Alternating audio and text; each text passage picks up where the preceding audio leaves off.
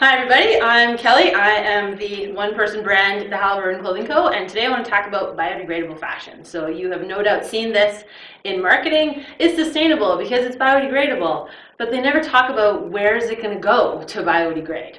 So I live in Dysart, and I'm here with John Watson, who is the environmental manager. And so you're in charge of all the landfills. I here, am, yes, yeah. Right? Okay. So because when my t-shirt has a hole and a stain, I throw it in the garbage, and it goes to landfill. So John here is going to help me understand a little bit more about what happens to that t-shirt. So John, my understanding of landfill is that very little, if any, decomposition actually occurs. And I've even read that organic matter can sometimes mummify due to the lack of oxygen. Is that correct? That is correct. So within a landfill, because we've crushed the garbage together very tightly, there's no air or sunlight inside of it, and so things don't decompose very quickly. It can take quite a long amount of time, which is where that kind of mummification comes in, where you can find a hot dog 10 years later that still looks like a hot dog. So we really want to keep organic material like textiles and food waste and yard waste out of landfills as much as possible. Because it's better for the landfill overall if it's not? Yeah, because what happens is, I mean, as organic material decomposes, it will break down. It will take a long amount of time. But within a landfill, because it's been compacted, there's no air, so things are decomposing anaerobically. And because it's decomposing anaerobically, meaning the lack of air, it's producing landfill gases, including methane, which contributes to climate change. So you want to keep organic material out of the landfill as often as possible to prevent that climate change kind of gases from being created. Right, so a diversion is the ideal, Absolutely, thing. Okay, so if my biodegradable t-shirt is going to make the landfill worse, can I start a textile composting bin in my own backyard? Probably not. I think if you were to put any type of fabric, whether it be something that says it's biodegradable or just like 100% cotton into a backyard composter a year from now, it would still be that t-shirt. It will not have broken down. So composting of textiles is really probably not the option that people should be pursuing. It would probably be more reduction, reuse, and then recycling as our third choice. Right, okay. So just out of curiosity, I'm going to go over to Industrial Park Drive later and chuck my stuff in the bin. So I throw my t-shirt in there, and then where does it go? Yeah, so Dysart manages five landfill sites.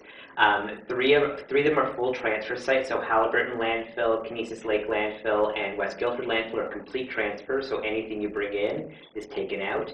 Two of our landfill sites being Harcourt and West Bay. At those sites, they're still landfilling on site. So if you put garbage, including textiles, into the garbage bins at Halliburton Landfill, once that bin is full, it is taken first to Aurelia, to a transfer station, and then from there it is long hauled, transported to the Twin Creeks Landfill, which is located in Watford, Ontario, so kind of southwest Ontario. So that's a lot of greenhouse gases just to move the garbage.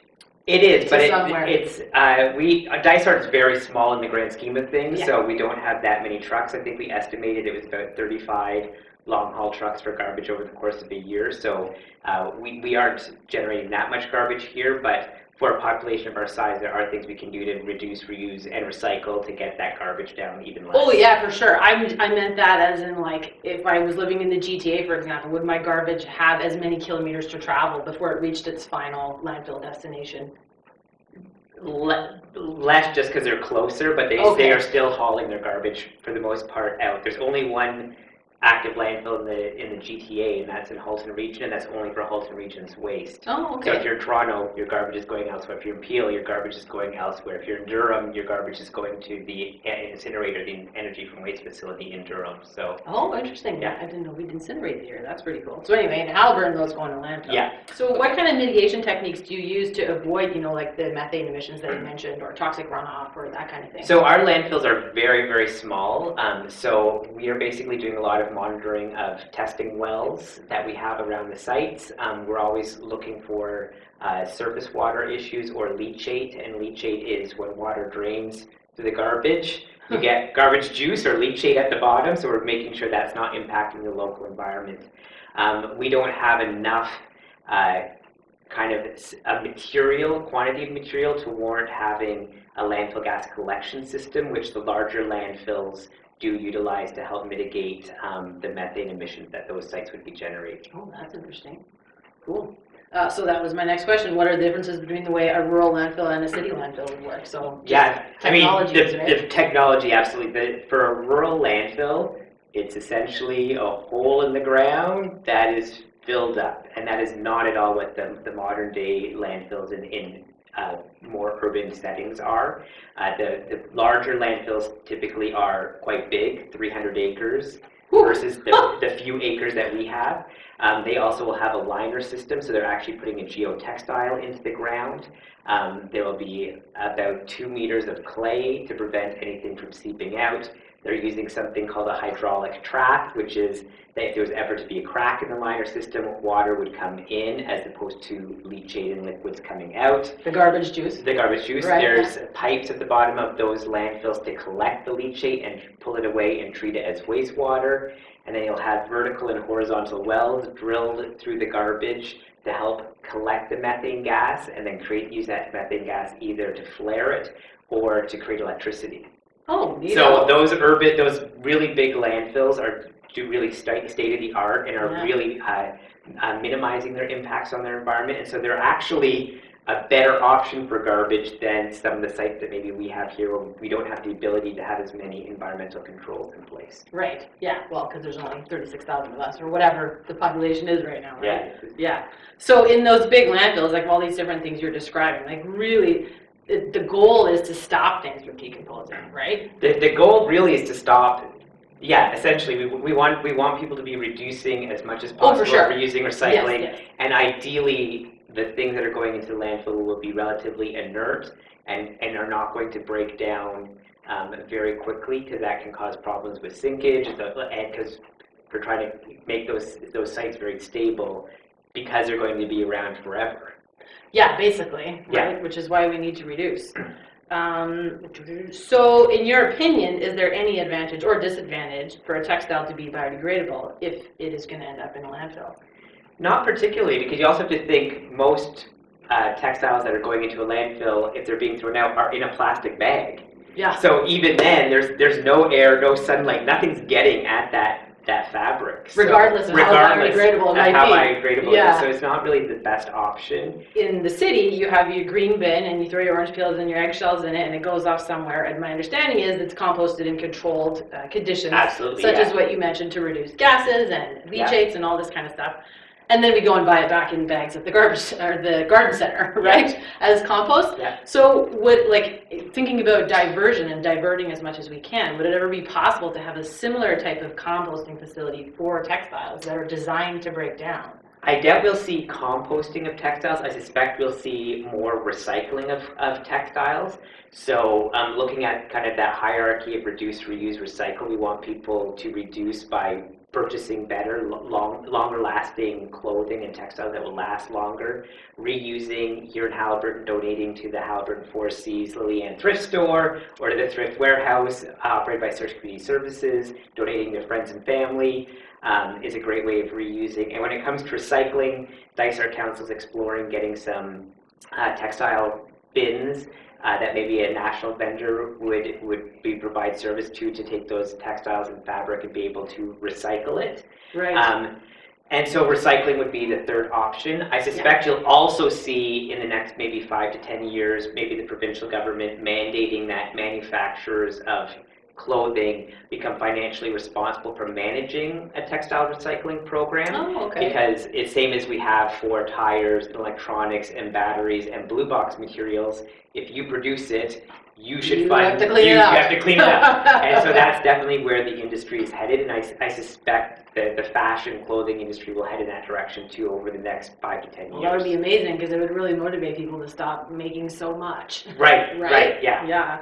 That would be awesome. Okay. So I grew up in Winnipeg tobogganing on garbage hills. Yep. Which has been covered over with grass and made into parkland. Like they're everywhere in my neighborhood where I grew up as a kid. Do we have any garbage hills in Haliburton? So we have one completely closed landfill called South Bay Landfill. It closed in about 2013. There's nothing really there. It's essentially parkland. It's not open to the public because it is still settling and doing its thing. Is that the one down by Haliburton Lake? So it's Haliburton Lake. Yeah, I just drove past there. Yeah, so there's South Bay and then there's West Bay. West Bay is still open, South Bay is closed. Okay, yeah. but I mean, in the Greater Toronto Area, for example, you've got landfills that are Centennial Ski Hill in Toronto, Ski Hill. In Mississauga, there's the Britannia closed landfill that was a golf course for a while. So a lot of those closed landfills are definitely all around us.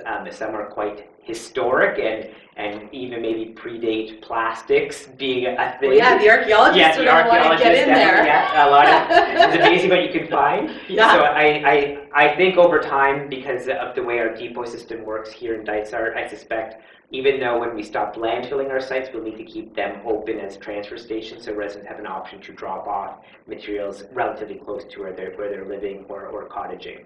Yeah, otherwise you're going to get more people throwing garbage in their backyard. Mm-hmm. So, yeah. Okay, tell me any other cool facts or common misconceptions about landfill that I didn't know enough to ask you about. Well, I think people think, especially growing up, if you've grown up in Haliburton or in Dysart, you've seen that landfill get bigger and bigger and bigger, and we've reached the capacity. We have no more space left, and you can't just find a new location. It's not like an overnight fix. It takes a long amount of time, a long amount of environmental kind of due diligence to make sure a site you find is appropriate. And I suspect in Haliburton County, where there are 600 lakes, finding land that's not going to have an impact on a water source is probably not in the cards for any municipality in Haliburton County to find a new landfill site. Yeah. So that's really the reality for landfills here. So we're trying to be very proactive. I know people have concerns about hauling garbage elsewhere, but the other option is trying to find a landfill that's quite costly, and what does that mean to our environment in the long run? Yeah, it could cause significant harm. Yeah. And I would say if people are interested in wanting to recycle more or compost more, definitely visit our website, dysartedal.ca/waste. We have information there about our Blue Box program, so we separate papers and containers. What to put in. Yeah, and make sure if you are able or want to try using a backyard composter or a digester, those are great options for managing food waste in your homes. Yeah, we have a digester. It's wonderful. Yeah, digesters. You don't have to flip it. You just put it in and it's done. Digesters are amazing. They don't smell like. Digesters, awesome. and they're more bear resistant as well. Yeah, they definitely exactly. are a great option here in Haliburton County using a digester. I never heard one of those in the city, of course, and so then when we moved here, it was said right on the website, you should get this. So I'm Googling. It was wonderful. Yeah, they make a huge difference. Yeah. So basically, okay, the old-fashioned industry has got this whole marketing thing. Oh, it's sustainable because it's biodegradable, and I think that's basically BS. Would you agree with that statement? I mean, I don't know. I would say it's greenwashing. It's definitely presenting a case that's a bit flawed, perhaps. Well, it's misleading people that this is somehow better, but it's not. And you can't put it in your backyard composter, and you can't put it in the landfill, and the vast majority of these fabrics are mixed with spandex or polyester, and they have buttons, and they have labels, and they have polyester thread, so it's... And dyes, and who knows where it came from. So I think it's hogwash. Well, thank you very much for thinking with me today. Thank you very much. Thanks for coming in and talking with me. Yeah, well, it's so great. So, thank you. Bye.